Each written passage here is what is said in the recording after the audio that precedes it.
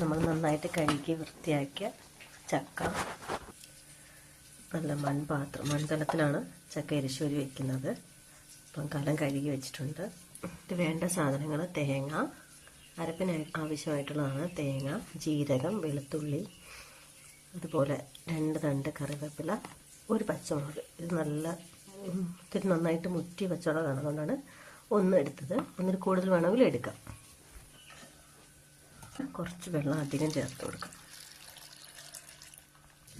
ഇനി അടുപ്പിലേക്ക് വെച്ചു. ഇത് വെന്ത് വരുമ്പോഴേക്കും നമുക്ക് ഇതിന് വേണ്ട അരപ്പ് തയ്യാറാക്കാം.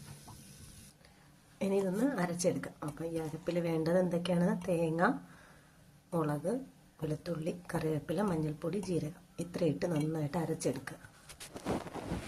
നന്നായിട്ട് അരച്ചെടുത്തിട്ടുണ്ട്. ഇനി നമുക്കിതിനകത്തേക്ക് ചക്ക വെന്തതിന് ശേഷം അതിലേക്ക് ഇട്ട് കൊടുക്കാം. ചക്ക നന്നായിട്ട് വെന്തിട്ടുണ്ട്. ഇനി നമുക്ക് നേരത്തെ അരച്ച് വെച്ചേക്കുന്ന അരപ്പിലേക്ക് ഇട്ട് കൊടുക്കാം. ചക്കയിലേക്ക് അരപ്പിട്ടു. ഇനി ആവശ്യത്തിന് ഉപ്പൂടെ. ഇത് നന്നായിട്ട് ഇളക്കിയെടുത്തതിന് ശേഷം കടുക് താളിച്ച് ഇതിനകത്തേക്ക് ഒഴിക്കും. അപ്പം നമ്മുടെ ചക്ക എരിശ്ശേരി റെഡിയാവും. കടുക് താളിച്ച് വീത്തിയിട്ടുണ്ട്.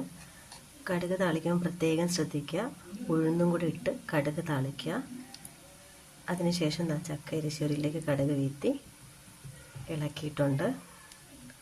അപ്പം നമ്മുടെ ചക്ക എരിശ്ശേരി റെഡിയായി. എല്ലാവരും ഒന്ന് ട്രൈ ചെയ്ത് നോക്കുക. അതോടൊപ്പം തന്നെ ചാനലൊന്ന് സബ്സ്ക്രൈബ് ചെയ്യുക, സപ്പോർട്ട് ചെയ്യുക, ലൈക്ക് ചെയ്യുക കേട്ടോ. എല്ലാവരും എന്തെങ്കിലും കമൻറ്റ് ഉണ്ടെങ്കിൽ അറിയിക്കുക. എല്ലാവരും വെച്ച് നോക്കാം.